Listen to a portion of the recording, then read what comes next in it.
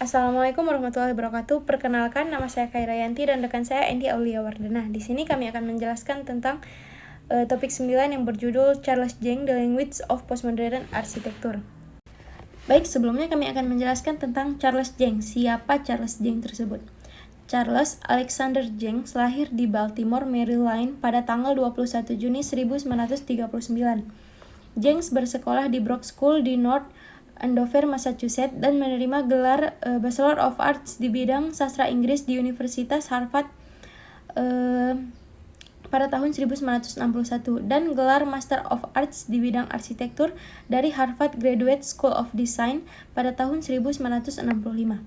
Pada tahun 1970, Jeng menerima gelar PhD dalam sejarah arsitektur.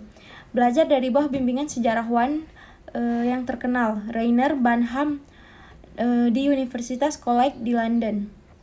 Tesis ini menjadi sumber karyanya Modern Movements in Architecture pada tahun 1973 yang menggunakan semiotika dan metode kritis sastra lainnya untuk memahami dan mempelajari arsitektur abad ke-20.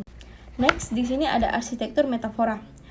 Arsitektur metafora ialah penggabungan makna puitis metafora dalam bahasa perancangan arsitektur yang akhirnya melahirkan bentuk-bentuk rancangan bangunan yang memiliki makna metafora. Banyak karya arsitektur yang terinspirasi dari suatu baik benda ataupun non-benda yang selanjutnya menjadi karya metafora.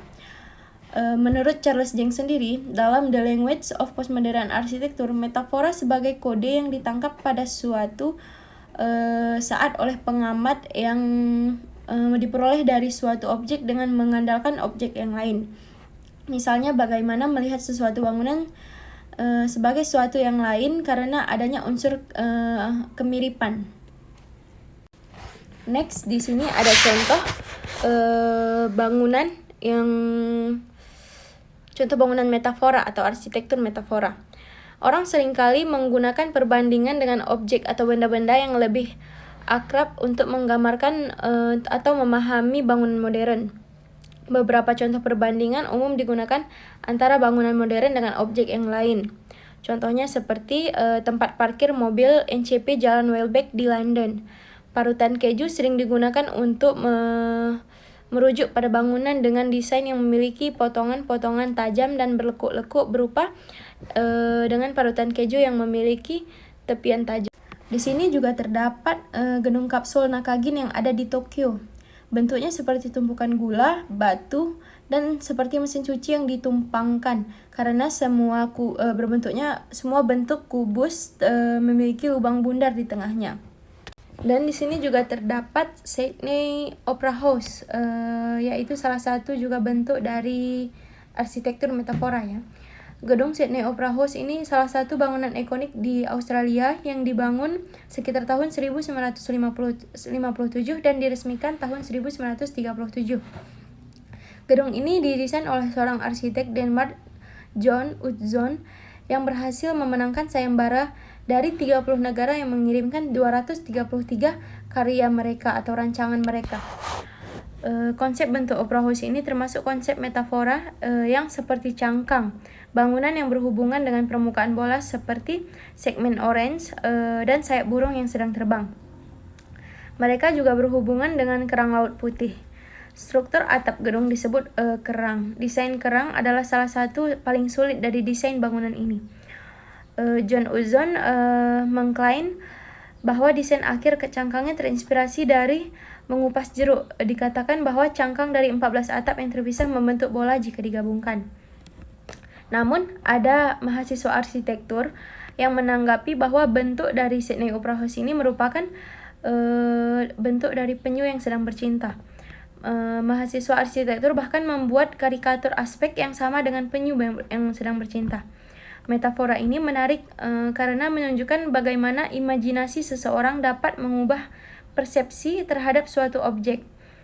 Dalam kasus ini, penggambaran tersebut memungkinkan mencoba menggambarkan keanggunan atau keindahan Sydney Opera House dengan cara tidak biasa, menggambarkan bangunan sebagai penyu yang sedang bercinta. Hal ini menunjukkan bahwa Keindahan dan keunikan bangunan ini dapat diinterpretasikan dalam berbagai cara, termasuk melalui lensa kreativitas dan imajinasi, walaupun hal tersebut tidak biasa. Next, di sini ada dark vs decorated set. Dark itu di mana sistem arsitektur ruang, struktur dan program tenggelam dan terdistorsi oleh bentuk simbolik secara keseluruhan. Dan decorated set itu di mana sistem ruang dan struktur secara langsung melayani program ornamen yang diterapkan secara independen. Dark atau bebek ialah bangunan yang secara eksplisit mewakili fungsinya melalui bentuk dan konstruksinya. Tipologi bebek mengambil namanya dari sebuah bangunan berbentuk bebek yang terletak di Long Island di New York. Bentuk bangunan sendiri secara eksplisit memberitahu orang yang lewat tentang apa yang mereka temukan di dalamnya. Kebalikan dari dark, decorated set atau gudang berhias merupakan bangunan umum dengan tanda dekorasi tambahan yang menunjukkan tujuannya.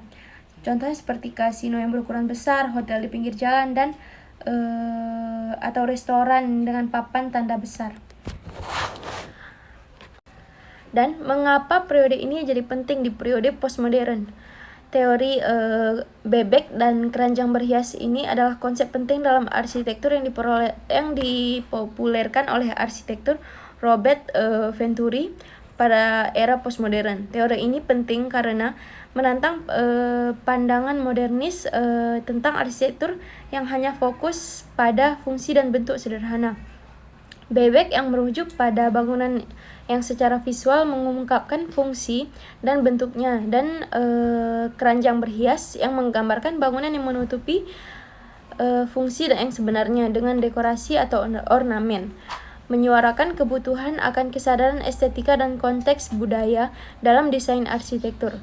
Dalam era postmodern, keberagaman, kompleksitas, dan penghormatan terhadap sejarah menjadi fokus, dan teori membantu arsitek mengeksplorasi cara-cara baru dan mengekspresikan identitas dan keunikan melalui desain arsitektur. Next, di sini ada hubungan fasad dengan sink. Fasad bangunan adalah bagian depan atau tampak luar bangunan, sementara itu sink dapat mengacu pada tanda-tanda seperti papan nama, papan iklan yang dipasang pada fasad bangunan.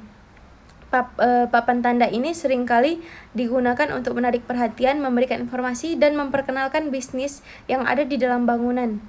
Jadi hubungan antara fasad dan sink itu ialah sink seringkali merupakan atau bagian penting dari fasad bangunan karena memberikan informasi yang menarik tentang minat orang-orang yang melihatnya. Contohnya di sini ada Big Donut Drive-In. Ialah toko donat yang dibangun dengan gaya yang berasal dari periode awal abad ke-20 yang menyaksikan perkembangan arsitektur terprogram di seluruh California Selatan. Randy diwakili oleh donat raksasa di atap drive-in, biasanya yang merupakan toko roti donat khusus. Bangunan ini dirancang oleh Henry J. Goodwin. Gaya ini mencapai masa kejayaan pada pertengahan abad 1920-an hingga pertengahan abad 1930-an. Namun pada tahun 1950-an, tren perancangan struktur sesuai bentuk yang dijual di sana telah berubah menjadi fokus tanda-tanda daripada arsitektur itu sendiri. Di sini juga ada contohnya seperti Dinosaurus Los Angeles 1937 yang sebenarnya toko barang antik dan menjual beberapa tulang tua di sana. Baiklah, selanjutnya adalah Terminal TWA JFK Airport. Terminal TWA di Bandara Internasional John F. Kennedy atau disingkat JFK adalah terminal yang dibangun oleh maskapai penerbangan Transworld Airlines atau disingkat dengan TWA. Bangunan ini dirancang oleh arsitek terkenal bernama Eero Saarinen. Terminal ini dibuka pada tahun 1962 dan menjadi ikon arsitektur dan desain. Terminal TWA dirancang dengan bentuk bangunan yang sangat unik, dengan atap melengkung seperti sayap burung terbang. Alasan dan tujuan Eero Saarinen mendesain TWA JFK Airport ini dengan metafora burung ialah karena Eero Saarinen ingin menciptakan sebuah struktur yang tidak hanya mencerminkan kemajuan teknologi dalam penerbangan, tetapi juga menggambarkan perasaan kebebasan dan kecepatan yang terkait dengan burung terbang di langit. Dengan menggabungkan bentuk atap melengkung, jendela besar, dan ruang terbuka yang luas, Saarinen menciptakan pengalaman visual yang unik bagi para penumpang dan pengunjung. Metafora burung terbang ini tidak hanya diwujudkan dalam bentuk fisiknya atau visualnya, tetapi juga dalam perasaan kebebasan dan keindahan yang terpancar dari desainnya. Bisa dilihat dari gambar di samping bagaimana Eero Saarinen mengaplikasikan sebuah sayap burung terbang ke dalam bangunan di bagian atapnya, dan tampak dari bangunan tersebut yang seperti burung yang sedang terbang. Selanjutnya adalah Bandara Internasional Washington Dulles atau disingkat dengan IAD. Bandara ini adalah salah satu rancangan dari Eero Saarinen.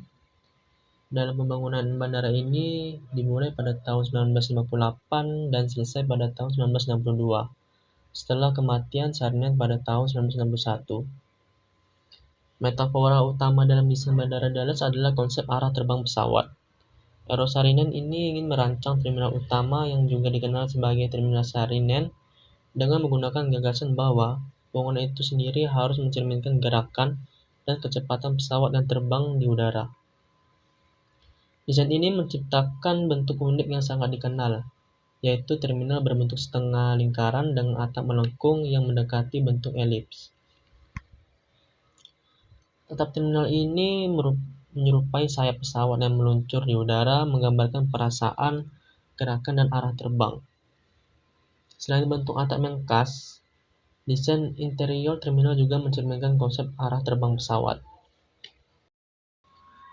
Selanjutnya adalah metafora dari Ronchamp-du Hall. Ini adalah sebuah gereja yang terletak di Ronchamp, Prancis, yang dirancang oleh arsitek terkenal bernama Le Corbusier. Menurut Jenks, Ronchamp-du Hall merupakan contoh dari arsitektur postmodern yang menggunakan metafora untuk menyampaikan pesan dan makna.